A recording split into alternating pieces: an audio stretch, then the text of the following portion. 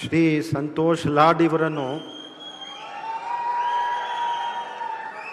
ನೂತನ ಸಚಿವರಾಗಿ ಅಧಿಕಾರ ಪದದ ಮತ್ತು ಗೌಪ್ಯತಾ ಪ್ರಮಾಣ ವಚನವನ್ನು ಸ್ವೀಕರಿಸಲು ವೇದಿಕೆಗೆ ಆಹ್ವಾನಿಸುತ್ತೇನೆ.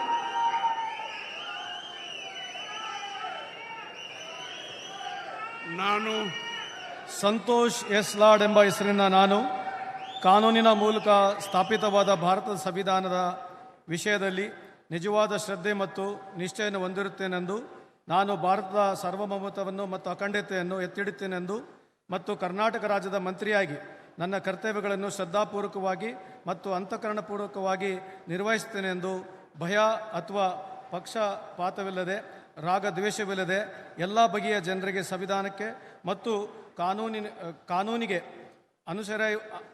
ಅನುಸರಿಯಾಗಿ ನ್ಯಾಯವಾದದನ್ನೇ ಮಾಡುತ್ತೇನೆಂದು ಶ್ರದ್ಧಾಪೂರ್ವಕವಾಗಿ ಪ್ರತಿಜ್ಞೆಯನ್ನು ಮಾಡುತ್ತೇನೆ. ನಾನು ಸಂತೋಷ್ ಎಸ್ ಲಾಡ್ ಎಂಬ ಹೆಸರಿನ ನಾನು ಕರ್ನಾಟಕ ರಾಜ್ಯದ ಮಂತ್ರಿಯಾಗಿ ನನ್ನ ಪರ್ಯಾಲೋಚನೆಗೆ ತರಲಾಗುವ ಅಥವಾ ನನಗೆ ತಿಳಿದು ಬರುವ ಯಾವುದೇ ವಿಷಯವನ್ನು ರಾಜ್ಯದ ಮಂತ್ರಿಯಾಗಿ ನನ್ನ ಕರ್ತವ್ಯಗಳನ್ನು ಯುಕ್ತ ನಿರ್ವಹಣೆಗೆ ಅಗತ್ಯವಾಗಬಹುದಾದ ಸಂದರ್ಭದಲ್ಲದೆ ಅನ್ಯಥಾ ಯಾರೇ ವ್ಯಕ್ತಿ ಅಥವಾ ವ್ಯಕ್ತಿಗಳಿಗೆ ಪ್ರತ್ಯಕ್ಷವಾಗಿ ಅಥವಾ ಪರೋಕ್ಷವಾಗಿ ತಿಳಿಸುವುದಿಲ್ಲ ಅಥವಾ ಬಹಿರಂಗಪಡಿಸುವುದಿಲ್ಲ ಎಂದು ಶ್ರದ್ಧಾಪೂರ್ವಕವಾಗಿ ಪ್ರತಿಜ್ಞೆಯನ್ನು ಮಾಡುತ್ತೇನೆ.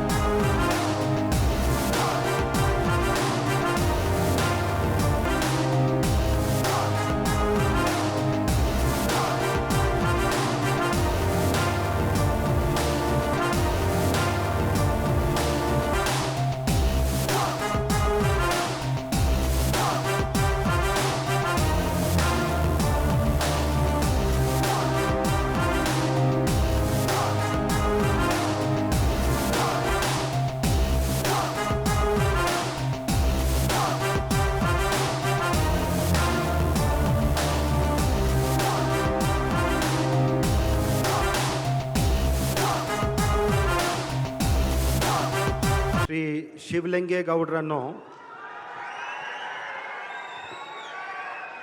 ನೂತನ ಸಚಿವರಾಗಿ ಅಧಿಕಾರ ಪದದ ಮತ್ತು ಗೌಪ್ಯತಾ ಪ್ರಮಾಣ ವಚನವನ್ನು ಸ್ವೀಕರಿಸಲು ವೇದಿಕೆಗೆ ಆಹ್ವಾನಿಸುತ್ತೇನೆ.